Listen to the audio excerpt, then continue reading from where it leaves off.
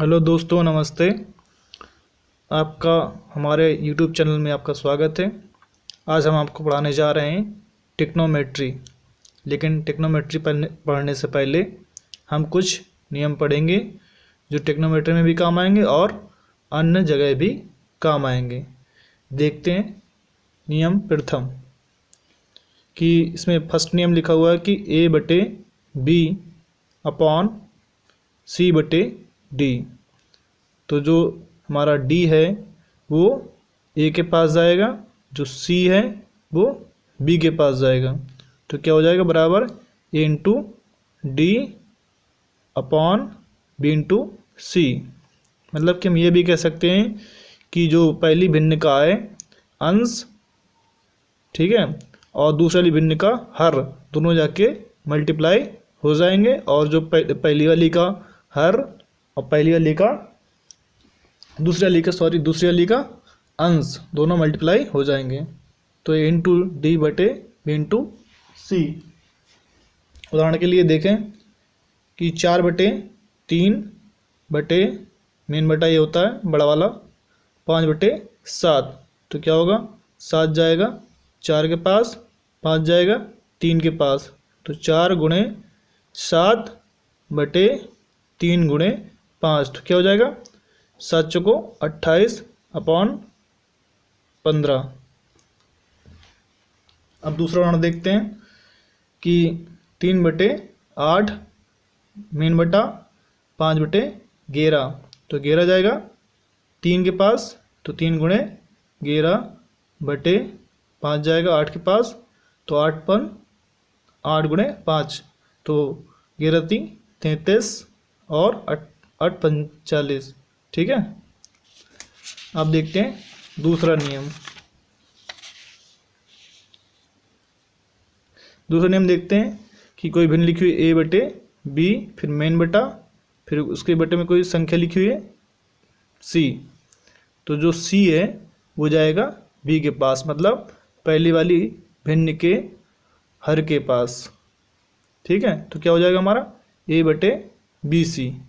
उदाहरण के लिए देखते हैं कि 3/4 कोई भिन्न लिखी हुई है, फिर मेन बटा, फिर लिखा 5। तो 5 जो हमारा किसके पास जाएगा, 4 के पास। तो 3/4 गुणे 5 क्या हो जाएगा, 3/20। फिर ऐसे दूसरा देखते हैं उदाहरण कि 2/3/5। तो क्या हो जाएगा, 5 जाएगा 3 के पास। तो क्या हो जाएगा, 2/3 गुणे 5 क्या हो जाएगा, 2/15।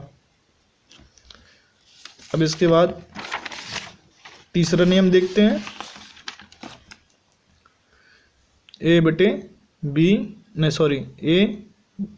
मेन बटा, फिर बटे B अपॉन C या B/C बराबर।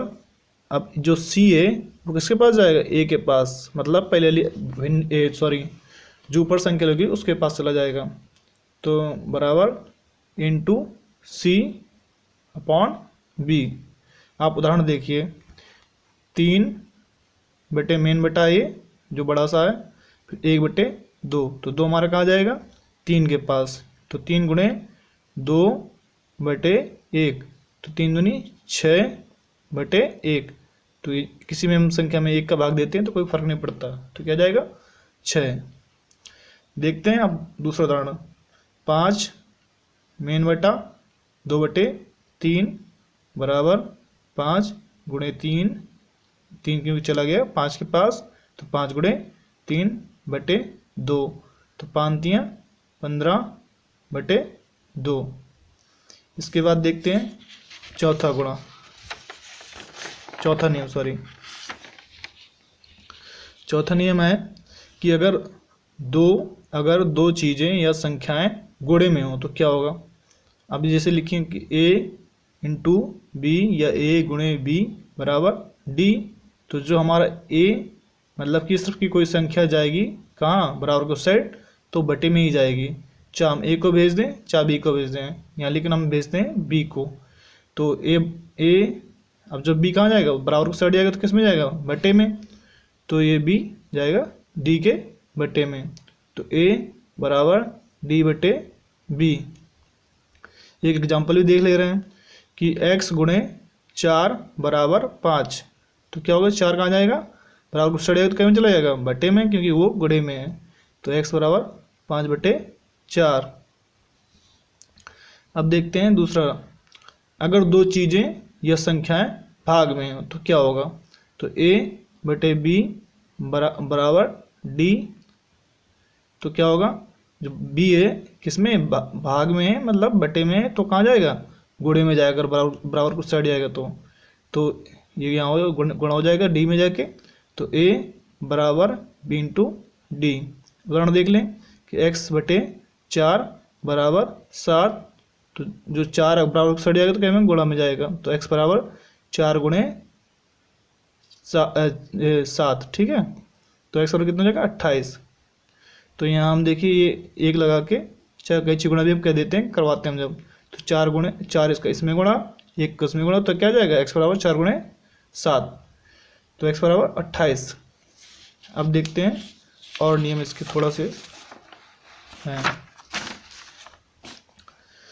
अगर दो चीज़ें या संख्याएं जोड़ में हो तो क्या होगा, a+b बराबर d, या तो क्या होगा, बराबर को साइड अगर b जाएगा तो क्या होगा, तो a बराबर d माइनस b, क्योंकि b यहाँ पर प्लस का तो उस तरफ जाएगा तो माइनस का हो जाएगा।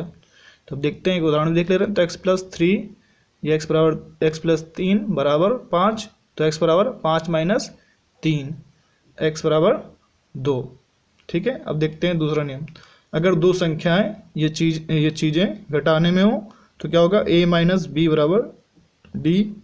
अब ये माइनस के b अगर बराबर को सट जाएगा तो प्लस का हो जाएगा, तो a बराबर d प्लस b, ठीक है। अब एक उदाहरण देखते हैं, x-3 बराबर 5, ये 3 जाएगा उस बराबर को साइड, तो किसका हो जाएगा, x बराबर 5 प्लस 3, तो x बराबर कितना आएगा, 8, ठीक है। ये हमने कुछ नियम देखे। अब इसके बाद देखते हैं ट्रिग्नोमेट्री, ठीक है।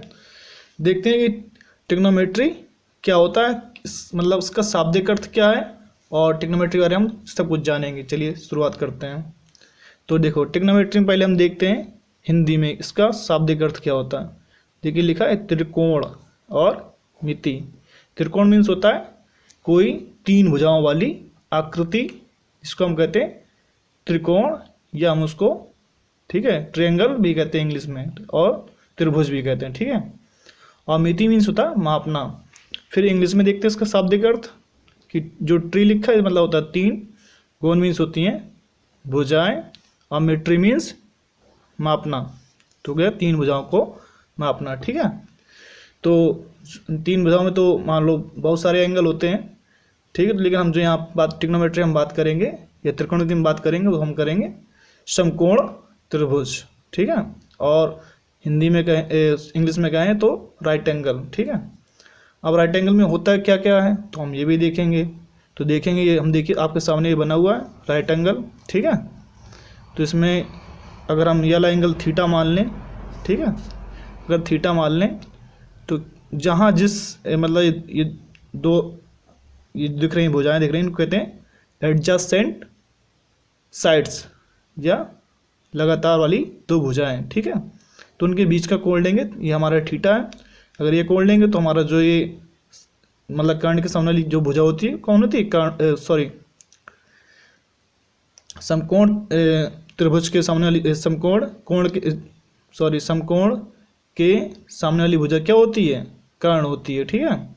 तो अब देखेंगे कि हमने ये लिया, अगर यहाँ थीटा लेते हैं तो क्या हो जाएगा, ये आधार हो जाएगा, ये लंब हो जाएगा, और ये कर्ण हो जाएगा, ठीक है। तो आधार को कहते हैं बेस इंग्लिश में, लंब कहते हैं परपेंडिकुलर, और कर्ण को हाइपोटेनस, ठीक है। अब देखिए कि अगर मैं ये वाला एंगल लिया तो ये आधार हो गया, अगर ये वाला मैं एंगल लेता तो क्या हो जाता है, ये आधार, जो लंब है वो आधार बन जाता। जैसे कि नीचे में देखिए आप, मैंने ये वाला लिया, ठीक है। तो ये देखिए अभी यहाँ पे ये आधार, आपको ये आधार था तो यहाँ क्या हो गया, लंब हो गया, और यहाँ लंब था तो यहाँ आधार हो गया, क्योंकि मैंने ये वाला एंगल लिया फिर मैंने, ठीक है। तो और ये कर्ण रहेगा, कर्ण चेंज नहीं होगा, सिर्फ एंगल लेंगे तो वैसे आप मतलब कहीं वाला एंगल लेंगे तो कहीं वाला एंगल लेंगे, तो इसमें क्या चेंज होता रहेगा, आधार और लंब चेंज होता रहेगा, कभी आधार लंब होगा, कभी लंब आधार होगा। तो ठीक है, ये आप मतलब सवाल के हिसाब से चेंज होता रहेगा। अब इसके आगे देखते हैं कुछ फॉर्मूले वगैरह। ठीक है, चलिए देखिए, लिखा हुआ है कि साइन थीटा बराबर लंब बटे कर्ण या perpendicular upon hypotenuse, cos theta बराबर कर्ण अपॉन लंब बराबर hypotenuse upon perpendicular, cos theta बराबर आधार बटे कर्ण बराबर ये बेस अपॉन हाइपोटेनस, या सेक थीटा बराबर कर्ण अपॉन आधार बराबर हाइपोटेनस अपॉन बेस, या टेन थीटा बराबर लंब बटे आधार, या इंग्लिश में कहें तो perpendicular upon base, cot theta बराबर आधार बटे लंब या बराबर बेस अपॉन परपेंडिकुलर। ठीक है, तो हमने इंग्लिश में बताया, हिंदी में बताया दोनों। अब इनको अगर याद नहीं कर पा रहे तो हम उसके लिए हम एक ट्रिक भी बताएंगे कि आप जिससे उसको याद भी कर सकें। जैसे लिखा हुआ है लाल बटे कक्का या पंडित बद्री प्रसाद हर हर बोले, ये इंग्लिश वालों के लिए कि आप अगर इंग्लिश से याद करना चाहते हैं तो इंग्लिश से भी, या आप हिंदी से करना चाहते हैं लाल बटे कक्का कह के इसको याद कर सकते हैं। तो जैसे हम देखेंगे इसमें कि साइन थीटा क्या होगा लंब बटे कर्ण, और कॉसिक थीटा क्या होगा कर्ण बटे लंब। ऐसे कॉस थीटा आधार बटे कर्ण, या सेक थीटा कर्ण अपॉन आधार। ठीक है, और टेन थीटा लंब बटे आधार, कॉट थीटा आधार बटे लंब। ठीक है, तो आप उसको देख कर रहिए। ठीक है, अब देखते हैं कि साइन थीटा बराबर क्या होता है लंब बटे कर्ण। ठीक है, अगर ये लंब को मैं कर्ण के नीचे ले आऊँ तो यहाँ जहाँ लंब है वहाँ क्या जाएगा एक आ जाएगा, और कर्ण बटे लंब, तो ऐसे ऐसे हो जाएगा कुछ। ठीक है, तो एक बटे कर्ण बटे लंब। अब देखिए हमने पिछले जो नियम पढ़े थे तो वो यहाँ पे अप्लाई होगा। ठीक है, जैसे कि मैं आपको दिखाई भी दे रहा हूँ कि पहले इसमें जो लगेगा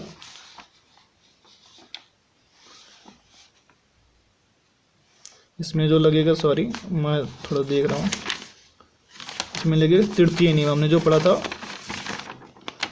हमने जो तृतीय नियम पढ़ा था ये लग जाएगा। ठीक है, ए बटे मेन बटा ए बी बटे सी बराबर क्या हो जाता है ए सी बटे बी। तो यही चीज़ हम इसको हमने ऐसे लिख लिया। ठीक है, 1/k/L। ठीक है, मतलब कर्ण अपॉन लंब बराबर 1/। अब इसके जगह हम क्या रख सकते हैं, हमने पढ़ रखा पहले से ही। ठीक है, इसके हम रख सकते हैं कॉसेक थीटा, क्योंकि पिछले हमने पढ़ा है। अभी क्या लिखा सामने देखिए कॉसेक थीटा कर्ण बटे लंब, तो वही हमने कॉसेक थीटा रख दिया। अब ऐसे देखते हैं कॉसेक थीटा बराबर कर्ण अपॉन लंब। अब ये कर्ण चला जाएगा एल के नीचे, मतलब लंब के नीचे, तो क्या हो जाएगा 1/L बटे के बराबर 1/, ये 1 रहेगा अपॉन, इसके क्या रख देंगे साइन थीटा, क्योंकि हमने पढ़ रखा है कि जो है लंब बटे कर्ण बराबर साइन थीटा होता है, साइन थीटा लंब बटे कर्ण। ठीक है, तो 1/, साइन थीटा आ जाएगा।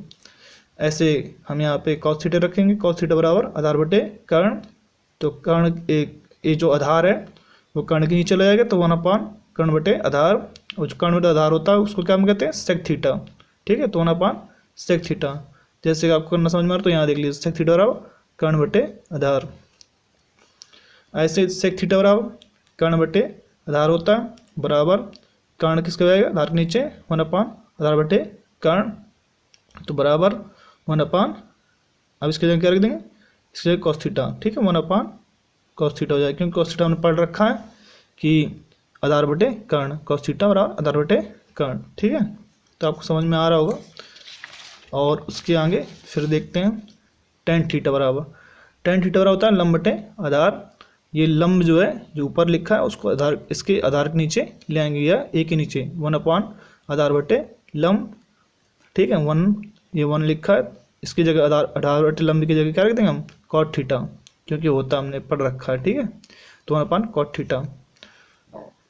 टेन थीटा कहता है 1/, कॉट थीटा। कॉट थीटा बराबर देखेंगे तो आधार बटे लंब, आधार को जो लंब के नीचे लाएंगे 1/, लंब बटे आधार, ये 1 रहेगा, इसके जगह रख देंगे टेन थीटा, क्योंकि होता है tan theta 1/, tan theta, cot theta 1/, tan theta.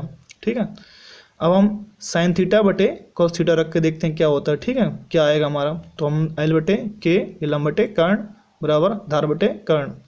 तो कर्ण से कर्ण हम काट देंगे तो क्या आ जाएगा हमारा लंब बटे आधार। और लंब बटे आधार हमने पढ़ रखा है कि ये लंब बटे आधार बराबर क्या होता है, टेन थीटा। तो टेन थीटा आ जाएगा। तो हमारा क्या होता है, टेन थीटा बराबर साइन थीटा बटे कॉस थीटा। ठीक है, अब यहाँ देखते हैं कॉस थीटा बटे साइन थीटा, तो आधार बटे कर्ण बटे लंब बटे कर्ण। तो कर्ण से कर्ण कट जाएगा, आधार बटे लंब आ जाएगा। ये हमने पढ़ रखा है कि आधार बटे लंब बराबर क्या था, कॉट थीटा होता है। क्या देख लीजिए यहाँ पे, कॉट थीटा बराबर आधार बटे लंब। ठीक है, तो ये हमने आपको ये फॉर्मूले कुछ बताए और सिद्ध किया हमने कि कैसे होता है।